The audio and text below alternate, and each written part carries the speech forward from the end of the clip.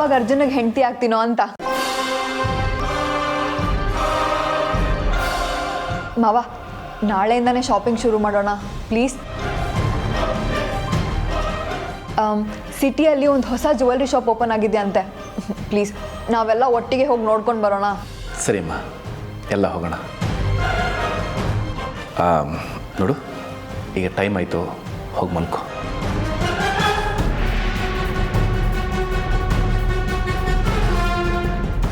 ಅರ್ಜುನ್, ಕರಣ್, ನೀವು ಹೋಗಿ ಮಲ್ಕೊಳ್ಳಿ, ಮಿಕ್ಕದನ್ನು ಬೆಳಿಗ್ಗೆ ಮಾತಾಡೋಣ.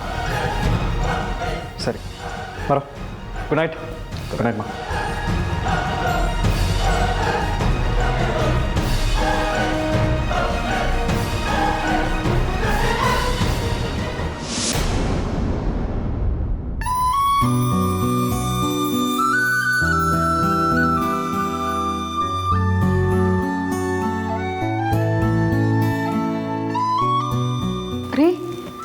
ರೀ ಎದ್ದೇಳಿ, ಬೆಳಗಾಗಿದೆ, ಎದ್ದೇಳ್ರಿ.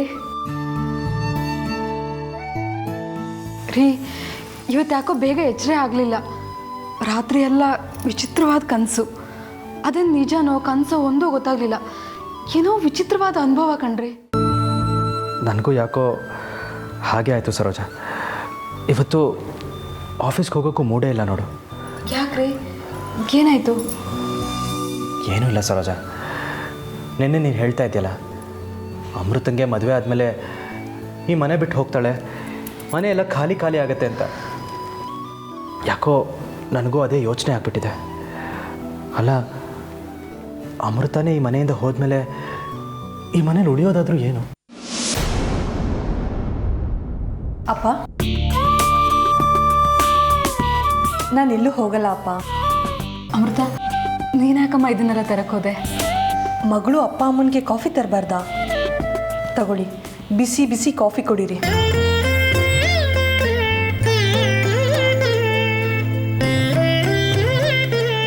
ಇವಾಗೇನೋ ನೀನು ಕಾಫಿ ಕೊಡ್ತೀಯಮ್ಮ, ಆದರೆ ನೀನು ಮದುವೆ ಆಗಿ ಮನೆಯಿಂದ ಹೋದ್ಮೇಲೆ ಈ ಥರ ಪ್ರೀತಿ ತೋರಿಸೋರು ಯಾರಮ್ಮ ಇದ್ದಾರೆ? ಅಪ್ಪ, ನನಗೆ ನಿಮ್ಮ ಮನಸ್ಸು ಅರ್ಥ ಆಗುತ್ತೆ. ನೀವೇನು ಯೋಚನೆ ಮಾಡಬೇಡಿ. ನಾನು ಎಲ್ಲೂ ಹೋಗಲ್ಲ, ಇದೇ ಊರಲ್ಲಿ ಇರ್ತೀನಲ್ವಾ, ಆಗಾಗ ಬಂದು ನೋಡಿಕೊಂಡು ಮಾತಾಡ್ಸ್ಕೊಂಡು ಹೋಗ್ತೀನಿ. ಆದರೂ ಈಗ ನೀನು ಇಲ್ಲಿರೋದಕ್ಕೂ ಆಮೇಲೆ ಹೋಗಿ ಬಂದು ಮಾಡೋದಕ್ಕೂ ತುಂಬ ವ್ಯತ್ಯಾಸ ಇದೆ ಅಲ್ವಾ ಅಮ್ಮ? ನೀನು ಬಿಟ್ಟು ಹೋದ ಜಾಗನ ತುಂಬೋದಕ್ಕೆ ಯಾರಿಂದ ಸಾಧ್ಯ ಹೇಳು? ಸಾಧ್ಯ ಇದೆ ಅಮ್ಮ.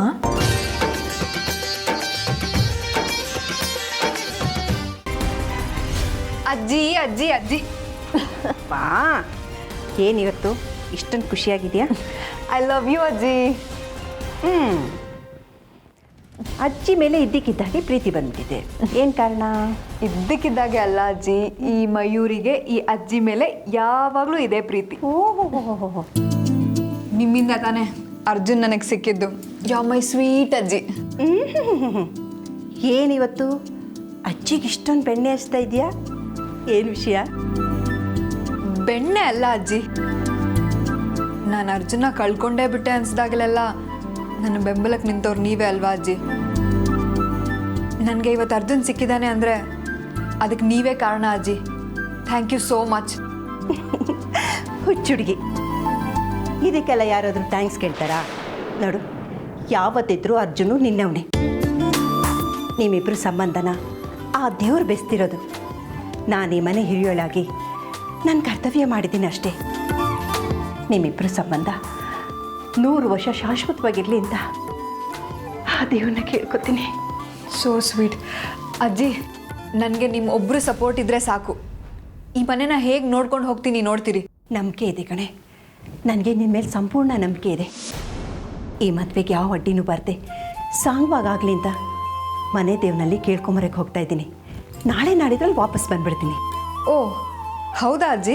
ನೋಡು, ಇನ್ನೆರಡು ದಿನ ನಾನು ಊರಲ್ಲಿರೋದಿಲ್ಲ. ನೀನೇನೇನೋ ಮಾತಾಡಿ ಎಡವಟ್ಟು ಮಾಡ್ಕೋಬೇಡ, ಹುಷಾರಾಗಿರೋ. ಸರಿ ಅಜ್ಜಿ, ನೀವೇನು ತಲೆ ಕೆಡ್ಸ್ಕೋಬೇಡಿ. ಹೋಗ್ಬಿಟ್ಟು ಬನ್ನಿ, ಬಾಯ್.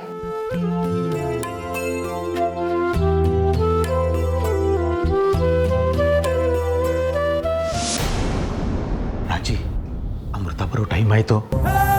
ಹೇಗಾದರೂ ಮಾಡಿ ಅಮೃತನ ಬುಟ್ಟಿಗೆ ಹಾಕ್ಕೊಳ್ಬೇಕು. ನಾವು ಅವಳ ವಿರುದ್ಧ ಹೋಗೋದೇ ಬೇಡ. ಹಾಗಂತ್ಯ ರಾಜಿ? ಹೂ ಕಣ್ರಿ, ಇಲ್ಲ ಅಂದರೆ ವಿಕ್ರಮ್ ಸರೋಜ ತಲೆ ಕೆಡಿಸಿ ಆಸ್ತಿನೆಲ್ಲ ತನ್ನ ವಶ ಮಾಡ್ಕೊಂಡು ಬಿಡ್ತಾಳೆ. ಅದಕ್ಕೆ ನಾವು ಅವಳಿಗೆ ಚೆನ್ನಾಗಿ ಬೆಣ್ಣೆ ಹಚ್ಚಿ ನಾವು ಒಳ್ಳೆಯವರು ಅಂತ ನಂಬಿಸ್ಬೇಕು.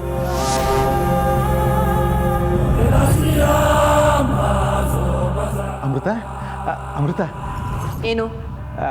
ಏನಿಲ್ಲಮ್ಮ, ಅದೇ ನಿನ್ನೆ ನಿನ್ನ ಮದುವೆ ವಿಚಾರ ಮಾತಾಡೋಕ್ಕೆ ವಿಷ್ಣು ಅವರು ಮನೆಗೆ ಬಂದಿದ್ದರಲ್ಲಮ್ಮ. ನನಗಂತೂ ತುಂಬ ಸಂತೋಷ ಆಯಿತು.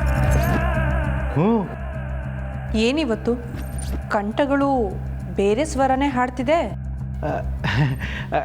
ನೋಡಮ್ಮ ಅಮೃತ, ಇಷ್ಟು ದಿನ ನಮ್ಮಗಳ ಮಧ್ಯೆ ಭಿನ್ನ ಅಭಿಪ್ರಾಯ ಇದ್ದಿದ್ದು ನಿಜ, ನಿನ್ನ ಬಗ್ಗೆ ಅಸಮಾಧಾನ ಇದ್ದಿದ್ದು ನಿಜ. ಆದರೆ ನಾವೀಗ ಬದಲಾಗಿದ್ದೀವಿ. ನಮಗೂ ವಯಸ್ಸಾಯ್ತಲ್ಲ, ಚಿಕ್ಕೋರು ಏಳಿಗೆ ಕಂಡು ನಾವು ಸಂತೋಷ ಪಡಬೇಕೇ ವಿನಃ ಕೋಪ ಅಸೂಹೆ ಎಲ್ಲ ಇಟ್ಕೊಳ್ಬಾರ್ದು. ನಮ್ಮ ವಯಸ್ಸಿಗೆ ಅವಮಾನ ಆಯಿತು. ನೀನು ವಿಷ್ಣು ಅವ್ರ ಮನೆಗೆ ಸೊಸೆಯಾಗಿ ಹೋಗ್ತಿರೋದು ನಮಗಂತೂ ತುಂಬಾ ಖುಷಿನಮ್ಮ. ಒಳ್ಳೇದಾಗಲಿ. ನಿಮ್ಮ ಮುಖ ನೋಡಿದ್ರೆ ಗೊತ್ತಾಗತ್ತೆ ನಿಮ್ಮ ಮನಸ್ಸಲ್ಲಿ ಏನಿದೆ ಅಂತ. ಹಳೇ ದ್ವೇಷನೆಲ್ಲ ಇಟ್ಕೊಂಡು ನಮ್ಮ ಬಗ್ಗೆ ಮನಸ್ಸು ಮುರ್ಕೊಳ್ಬೇಡಮ್ಮ. ಆಯಿತು, ನಿಮ್ಮ ಮಾತು ಮುಗಿದಿದ್ರೆ ನಾನು ಹೊರಡ್ತೀನಿ. ಅಮೃತ, ಒಂದು ನಿಮಿಷ. ಇನ್ನೇನು? ನೋಡಮ್ಮ, ನಾನು ಒಂದು ಹೆಣ್ಮಕ್ಳ ಮನಸ್ಸು ಏನು ಅಂತ ನನಗೂ ಚೆನ್ನಾಗಿ ಅರ್ಥ ಆಗುತ್ತೆ. ಸರೋಜಾಗಂತೂ ಮಕ್ಕಳಿಲ್ಲ. ನೀನು ಮದುವೆ ಆಗಿ ಹೋದ್ಮೇಲೆ ಅಪ್ಪ ಅಮ್ಮನ ಯಾರು ನೋಡ್ಕೊಳ್ತಾರೆ ಅನ್ನೋ ಯೋಚನೆ ಇದ್ದೇ ಇರುತ್ತೆ.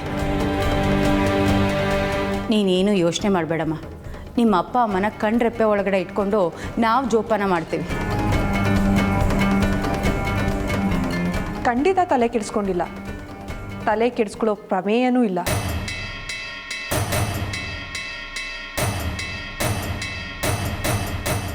ಯಾಕೆ ಅಂದರೆ ನಾನು ಹೋದ್ಮೇಲೆ ಅಪ್ಪ ಅಮ್ಮನ ನೋಡ್ಕೊಳ್ಳೋರು ಇರ್ತಾರೆ.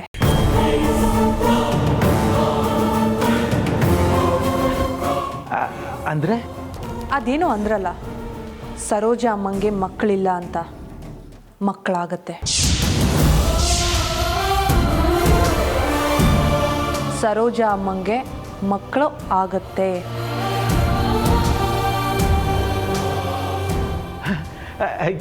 ಒಳ್ಳೆ ಜೋಕ್ ಮಾಡಿದೆ ನೋಡು. ಅಲ್ಲಮ್ಮ, ಈ ವಯಸ್ಸಲ್ಲೂ ಮಕ್ಕಳಾಗೋದಂದ್ರೆ ಏನು? ತಮಾಷೆಗೂ ಒಂದು ಮಿತಿ ಬೇಡವಾ? ಇದು ತಮಾಷೆ ಅಲ್ಲ.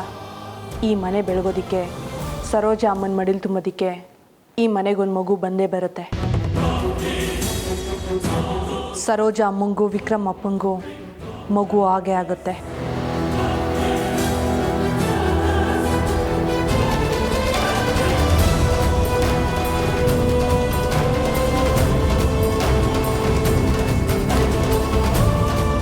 ಏನೇ ರಾಜಿ ಇದು?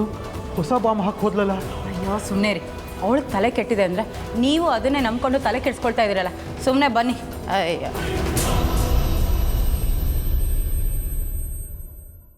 ಇಲ್ಲ, ಈ ಹಾವು ಏನೋ ಮಹಾ ಸ್ಕೆಚ್ ಹಾಕಿರೋ ಹಾಗೆ ಕಾಣ್ತಿದೆ. ಏನಿರ್ಬೋದು? ಏನು ಗೊತ್ತಾ ಅರ್ಜುನ್, ನಿಮ್ಮಮ್ಮ ಮದುವೆ ಆದ ಹೊಸರಲ್ಲಿ ಗೊತ್ತಾಗದೆ ಕಾಫಿ ಟೀ ಎರಡೂ ಮಿಕ್ಸ್ ಮಾಡಿ ತಂದ್ಕೊಟ್ಬಿಟ್ಟಿದ್ರು. ಅದು ಮನೆಗೆ ಯಾರು ಗೆಸ್ಟ್ ಬಂದಿದ್ದಾಗ. ಸಾಕು, ಸುಮ್ಮನೆ ಇರ್ರಿ. ನೀವೇನು ಕಮ್ಮಿ? ಬಾದಾಮಿ ಹಾಲ್ಗೆ ಸಕ್ಕರೆ ಹಾಕೋ ಬದಲು ಉಪ್ಪು ಹಾಕಿ ನನಗೆ ತಂದ್ಕೊಟ್ಟಿದ್ರಿ ಕರಣ್ ಹುಟ್ಟೋಕ್ಕಿಂತ ಮುಂಚೆ. ಹೌದಪ್ಪ. ಈಗೇನು ಅಪ್ಪ ಅಮ್ಮ ಇಬ್ರು ಒಬ್ಬರನ್ನೊಬ್ರು ಕಾಲು ಇಳ್ಕೊಂಡೇ ಇರ್ತೀರಾ ಅಥವಾ ಊಟಕ್ಕೇನಾದ್ರು ಹಾಕ್ತೀಯಾ? ಹೊಟ್ಟೆ ತಾಳ ಹಾಕ್ತಿದೆ ಅಮ್ಮ. ಒಂದು 5 ನಿಮಿಷ ತಾಳು, ಕುಕ್ಕರ್ ಪ್ರೆಷರ್ ಕೂಲ್ ಆಗಲಿ. ನಿಮ್ಮಮ್ಮ ಕುಕ್ಕರ್ ಪ್ರೆಷರ್ ಹಾರ್ಸೋಟ್ರಲ್ಲಿ ನಮ್ಗಳ ಬ್ಲಡ್ ಪ್ರೆಷರ್ ಜಾಸ್ತಿ ಆಗಿರುತ್ತೆ ಅಷ್ಟೇ. ಸಾಕು, ಸುಮ್ಮನೆ ಇರ್ರಿ. ಇದಕ್ಕೇನು ಕಮ್ಮಿ ಇಲ್ಲ. ಹೆಂಡ್ತಿನ ರೇಗ್ಸಕ್ಕೆ ತಲೆಗೊಂದು ಬಾಯಿ. ನೀನೇನು ಹುಚ್ಚಿಡ್ತಿದ್ಯಾ? ಮನೇಲಿ ಈ ರೀತಿ ದುಮ್ಮಿ ಮಾಡ್ತಿದ್ಯಲ್ಲ? ನನಗೆ ಒಂದೇ ಒಂದು ಅವಕಾಶ ಮಾಡ್ಕೊಡಿ. ನಿನ್ನ ನೀನು ಪ್ರೂವ್ ಮಾಡ್ಕೋತೀನಿ ಅನ್ನೋ ಕಾನ್ಫಿಡೆನ್ಸ್ ನಿನಗಿದೆಯಾ? ಖಂಡಿತ ಇದೆ ಮಾವ. ನಂದು ಒಂದು ಕಂಡೀಷನ್ ಇದೆ.